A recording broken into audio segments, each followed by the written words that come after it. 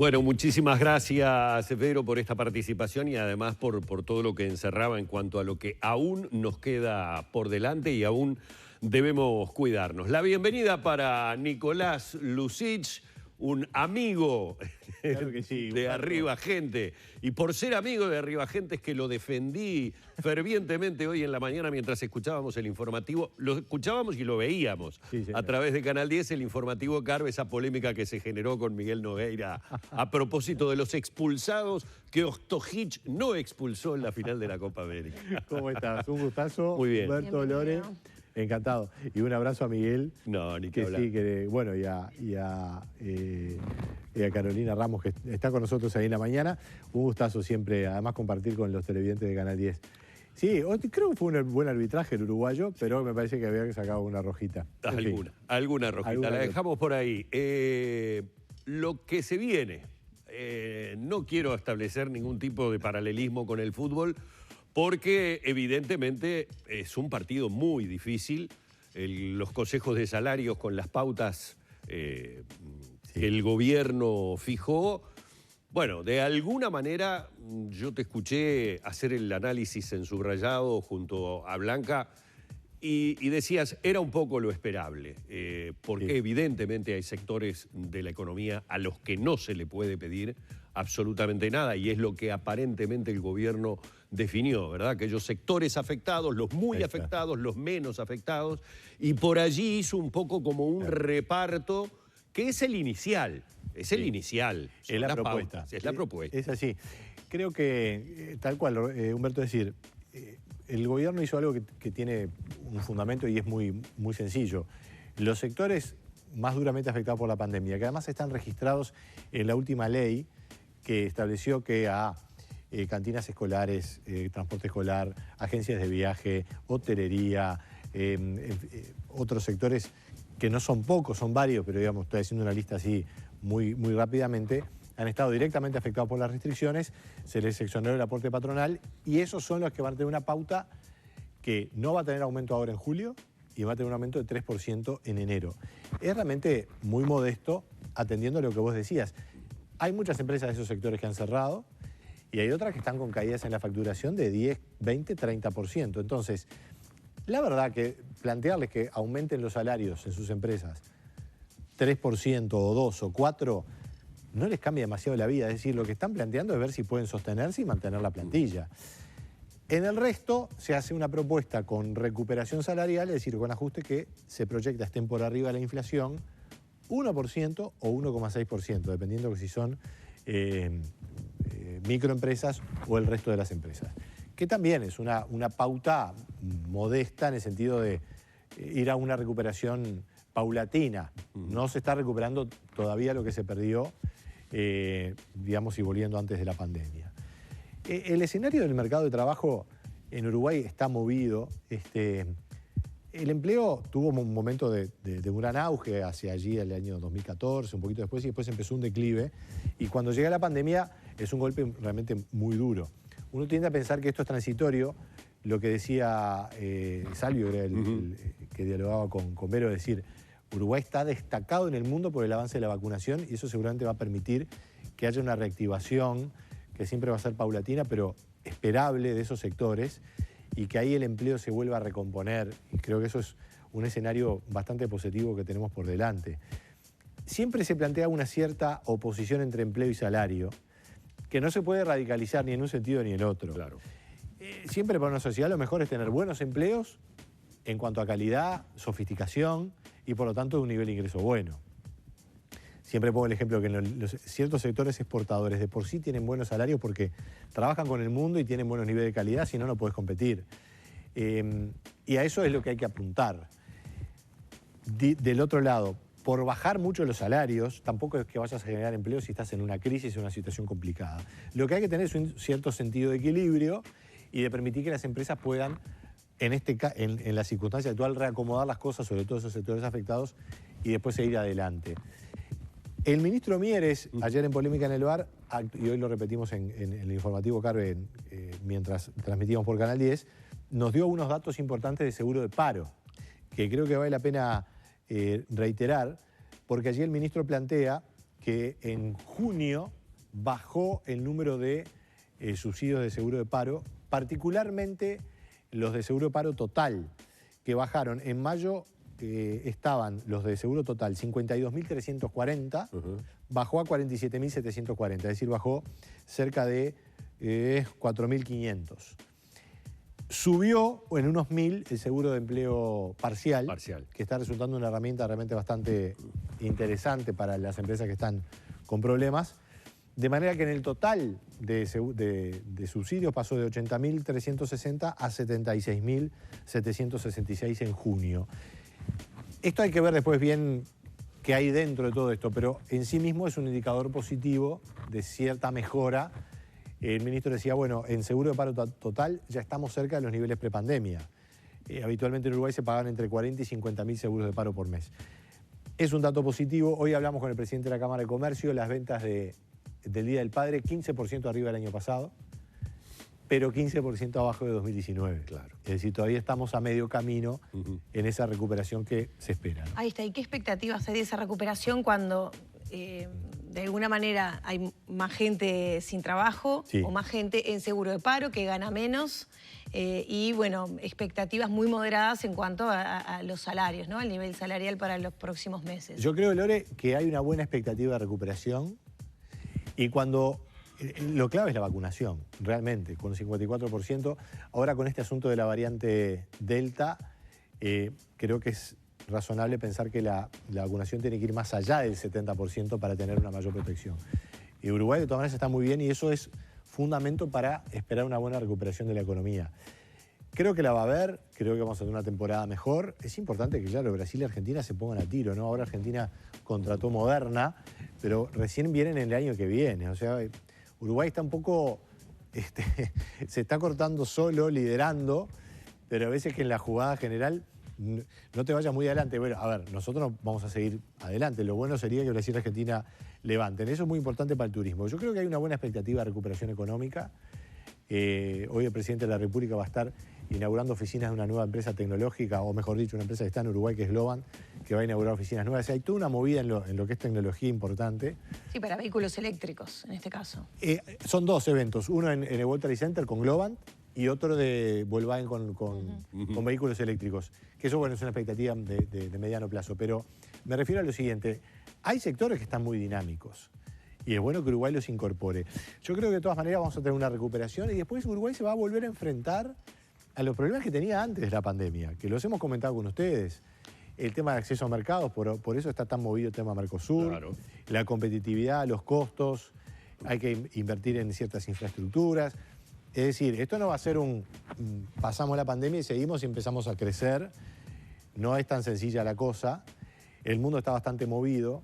Más tomando en cuenta, Nico, a ver, no es por hacer futurología, pero hay una realidad. Las novedades, las noticias sobre el tema de la pandemia, si nosotros hiciéramos desde el momento en que comenzamos a escuchar noticias sobre el coronavirus, la cantidad de información que brindamos, que luego se confirmó que no era así, para recordar algo, desde la efectividad o no del tapabocas, que en su momento, en los comienzos, se discutía, a lo que sabemos hoy, ¿qué hace? Lo llevo al Consejo de Salario. Genera que estos convenios que son a 2 años, hasta que no tengas una certeza de lo que va a acontecer, es decir, lo acabas de decir, tenemos en ciernes el tema de la variante Delta, con 2 países como Argentina y Brasil, que son nuestros vecinos, que obviamente no van a la par de Uruguay en el tema de vacunación y les va a costar mucho llegar a eso. Entonces, ¿cómo planteas hoy un escenario en el que te vas a comprometer a una respuesta salarial de aquí a 2 años? Es difícil de imaginar que esta aguja se pueda mover demasiado, por lo menos en este periodo. Se plantea 1% para las micro y 1,6% en periodos de 2 años. O sea, el Ministerio de Trabajo insistió en que se iba a hacer el acuerdo, que no iba a haber un periodo de puente, salvo para estos sectores complicados que van a tener este puente. Yo creo que es una propuesta razonable la que hizo el Ministerio de Trabajo. Hay sectores que se está haciendo realmente muy bien y naturalmente pagan más, ¿no? Eso es importante plantear sobre el televidente, decir, porque una cosa son las pautas salariales, que son cuestiones generales, pero en informática, tecnología de información, En audiovisual se está dando un movimiento importante. Hoy por hoy me animo a decir que no es un sector que tenga niveles de empleo masivo, pero Uruguay tiene una oportunidad allí. Y esto también se podría... En algunos sectores exportadores la cosa está yendo realmente bien. Los precios han aumentado, el sector cárnico está bien. Claro, los sectores del agronegocio tienen márgenes menores porque tienen otro tipo de estructura de costos y vienen de algunos ciclos que no han sido del todo fáciles. Por ejemplo, frigoríficos venían antes de que surgiera este boom de precios, varios de ellos con varios ejercicios negativos. Pero luce muy bien el escenario para la carne. Para la agricultura también. Se llegó a niveles de precios récord, ahora han bajado un poco, pero es, digamos, es una perspectiva buena la que podemos tener desde el punto de vista de las exportaciones de bienes.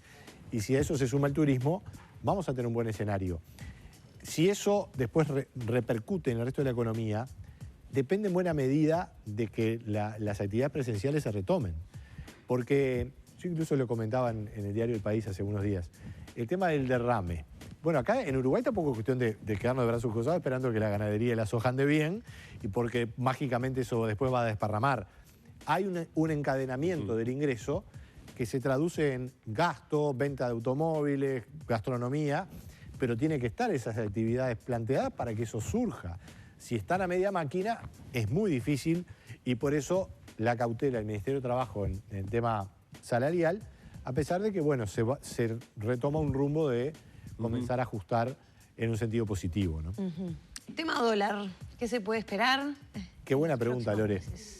Porque al mismo tiempo que está pasando todo esto de la pandemia, están pasando otras cosas en el mundo. Estados Unidos se largó a un escenario de... Primero que le está subiendo la inflación, pero está manteniendo un déficit fiscal importante y Biden quiere hacer gasto en infraestructura y está logrando un consenso. La verdad que hoy el dólar no es lo que era, yo me animo a decir ni 15, pero tal vez ni 10 años o 5 años antes. Realmente los uruguayos tienen que empezar a pensar en pesos y si quieren preservar el ahorro, a tener sus ahorros en unidades indexadas. Podés tener una parte en dólares, porque bueno, eso te da una cierta liquidez, pero el dólar hoy como reserva de valor se ha debilitado porque Estados Unidos está ejerciendo una expansión monetaria y una expansión fiscal al mismo tiempo. Las autoridades de la Reserva Federal de Estados Unidos están viendo cómo reacciona la economía después de la pandemia y si realmente hay un problema inflacionario más serio, seguramente pueden aumentar la tasa de interés. Eso puede generar un aumento del dólar. Pero acá en Uruguay, para responder tu pregunta, el año pasado tuvimos un pico porque subió en el mundo, ¿verdad? Sí. Básicamente. Sí, que para el asalariado que ya viene castigado es un impedimento para los sectores exportadores, bueno, ahí era un alivio, ¿no? Cuando el dólar... a ver, es importante y es interesante lo que planteas. En el corto plazo, por supuesto, para la gente que importa, es bueno que el dólar esté flojo porque va a tener más. Y la gente que exporta tiene un dólar más fuerte porque es moneda de su ingreso. Pero una economía como Uruguay tiene siempre que cualquier economía tener el tipo de cambio en el lugar de equilibrio, lo más cerca del equilibrio posible. Definir el equilibrio no es fácil. Ahí está. Pero vos fíjate lo que pasó en el último año. El dólar subió y después quedó chato por varios meses. Y hoy el dólar en el último año ha subido menos de 2%, con una inflación que está en el 7 y pico. Dice que el dólar, después de aquel pico del año pasado, perdió valor real. Es decir que yo creo que es razonable que si un ahorrista puede tener una parte en dólares, la pueda tener, pero no dejar de tener algo en unidad indexada, que es lo que protege de la inflación. El aumento del dólar con el aumento de precios para el sector exportador es una excelente noticia y hay que ver cómo eso se traduce en más actividad. Una cosa son los precios, otra cosa es después que esté la actividad lanzada. Pero creo que hay una buena perspectiva en carnes, en agricultura, y eso se va a empezar a notar, yo creo que ya se está notando en muchos pagos del Uruguay, donde eso directamente se ve, y después, por supuesto, que en la capital, donde finalmente llega. Eso es una buena expectativa. Falta el otro sector que ha estado más impactado por la pandemia. Recién lo mencionaba, 7,33% el tema de la inflación. Sí. También es otro de los elementos que entran a jugar a la hora de consejo de salarios y de recuperación salarial. ¿Ese escape tuvo en parte que ver con esta nueva modalidad del precio de los combustibles? Es decir, ¿tuvo incidencia ese aumento que tuvimos en determinado momento con el aumento al mes siguiente, con un crecimiento aparentemente del tema inflacionario, como que causó sorpresa? Muy buena pregunta. Humberto, y tiene que ver un poco también con lo que decía Lore. El aumento fuerte de los combustibles del 12%, que fue a principios de junio, ese fue el que causó el impacto más grande en la inflación de junio. Este nuevo aumento, que es menor, de 0 y pico, ese a partir de julio, y bueno, habrá que ver su impacto, pero seguramente va a ser mucho menor. Pero en la inflación de junio impactó el aumento de los combustibles previo y también el aumento del precio de la carne. Pero los alimentos en promedio han subido solo 5%, porque bajaron las frutas y verduras, bajó mucho, por ejemplo, una carne que se puede denominar alternativa, que es la carne de pollo, y han bajado algunos otros alimentos. Entonces, el promedio de los alimentos, 5% aumento nada más. Eso lo digo porque mucha gente dice, me está subiendo todo en el supermercado, pero hay que ver qué cosa es qué cosa. Lo que sí han aumentado es educación, salud, muchos servicios que a mí me llaman la atención por qué aumentan tanto, cuando en realidad no hay una razón. Porque aumentaron por arriba de la inflación y bastante. Esa inercia a veces de ajustes es preocupante. Es importante lo que decías, Humberto, porque el salario real es el nominal menos la inflación. Lo que importa al final es el salario real. La baja de la inflación de los últimos meses, que ahora se cortó, venía ayudando a que la caída salarial no fuera tan alta y ahora es una preocupación, obviamente, ¿no? Nico, muchísimas gracias. Un placer haberte tenido como esta siempre, mañana en Arriba Gente.